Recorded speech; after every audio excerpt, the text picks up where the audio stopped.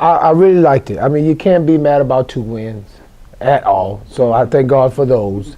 But I think, going into the Independence game, it's always a tough game no matter what the records are. It's a rivalry game. I told my girls in the beginning, I said, man, it's just going to be about heart. You can throw stats and how many games you won or lost out the window. So it was a tough game, but we pulled it off, and we needed to pull it off at home. So that was good. And I think the Dodge City game was our first real road test.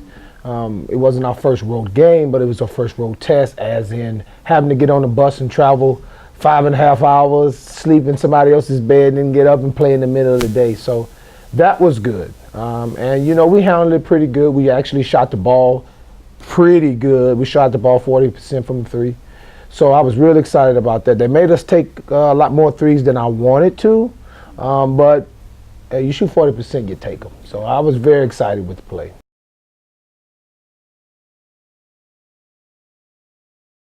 For Independence, I would probably say Lucy Burke and Elaney Fisher. Lucy kind of got hot the second half. I think she may have had 3 points in the first half, and she ended up with 14 or 16. And she hit some key shots for us right out of timeouts when we drew up some plays. And then those two at the end of the game on those free throws, getting offensive rebounds. Those were some key possessions. And then right after that, we kind of got fouled, and then Elaney stepped up and hit 2 free throws, and that kind of extended the lead to 4, which kind of closed the door. So I would have to say those two for Independence. And then for Dodge, I would probably say Elaney Fisher and Desiree Nelson. Elaney was consistent throughout the whole game, scoring for us at a good clip. And then the second half, Desiree just woke up. I'm going to say she had 3 in the first half and ended up with 22. So she really found her rhythm in the second half, and that's what we needed, because they broke it down to 3 points, and we were up 17 at halftime. And so when we needed her to hit an open shot for us and kind of stretch it back out, she did, and that was big for us. So I would have to go with those two for the Dodge City game.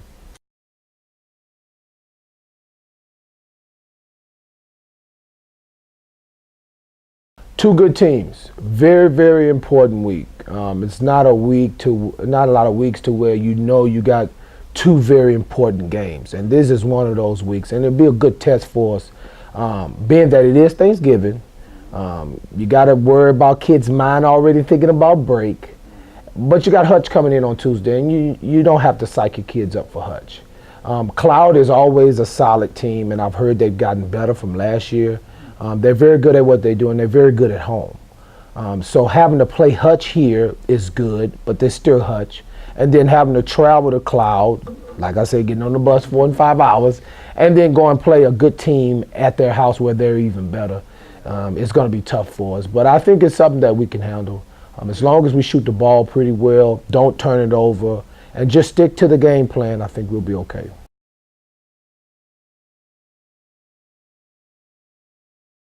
It's tough because you got a game, and then you got a couple days off, and then you have a game. So I think what we decided to do was we got a game on Tuesday, and we're going to give them the day off after that, and then we're going to practice late Thursday night.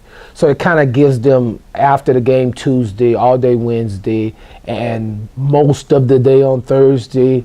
And then when you get back, we try to work all that turkey and all that stuff off, and then get prepared for Cloud, because we can't just take them lightly. We got to come in, try to get some shots up, and then Friday have a full-blown practice to get us ready for Saturday. So that's the way we're trying to attack it. Check back with me next week to figure out how that goes.